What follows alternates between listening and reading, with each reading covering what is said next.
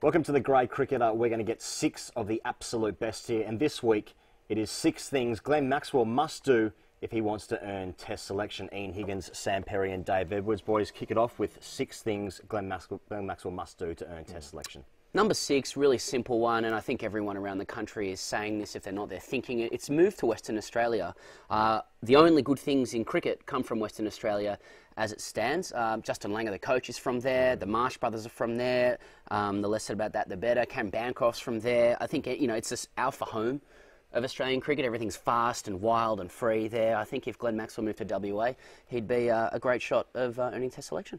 Great shout. Great shout, Pez. Number 5, Glenn Maxwell should falsify Ancestry.com lineage to show direct bloodline to Bradman. Now, we obviously know that Don Bradman was the greatest cricketer ever. We also know that lineage is very important. Elite lineage, if you can get it, even more so important. So if he can somehow show a direct bloodline to Don Bradman, I think that would go a long way to cementing his spot in the Test squad. Couldn't agree more, Edos. Number 4 is date the coach's daughter. Now, obviously, Justin Langer previously said at the beginning of his regime that he wanted guys that he could, feel comfortable with, people dating his daughter. So, I mean, Glenn Maxwell unusually must, if he wants to earn Test selection, date one of Justin Langer's daughters. I think, so number 3, he goes, and Dave, is to commence a transcendental meditation practice or yoga or something in that kind of spiritual zone. That seems to be taking hold quite well in Australian cricket at the moment. Again, Cam Bancroft seems to have done this. He was going to become a yoga instructor. Justin Langer is quite zen and likes the kind of Zendokai stuff, a little bit of spiritual stuff. So I think if Glenn Maxwell just kind of come out publicly, as so many of Australian cricketers are at the moment, to remake their image and just say, look, I'm doing a bit of meditation transcendentally. Just 30 minutes in the morning just to get the mind right. Number 2, lads, Glenn Maxwell needs to score the right kind of runs. Yes. So there's runs, then there's the right kind of runs. I'm not talking about easy hundreds, double hundreds at North Sydney Oval on a flat deck.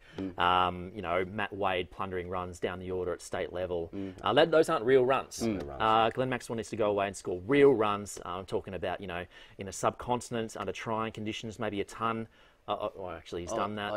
He did that. Yeah. But as we were saying before, that's past the statute of limitations, so that doesn't count. The right kind of runs are very important, and Glenn Maxwell needs more of them. Couldn't agree more, Edos. Number 1, to wrap this up, is that he obviously fundamentally must stop playing the reverse sweep, despite its global acceptance tactically as a shot in the sport for more than 10 years or so. So obviously he's been punished, reprimanded for many years now for playing the wrong kind of shots at the wrong time.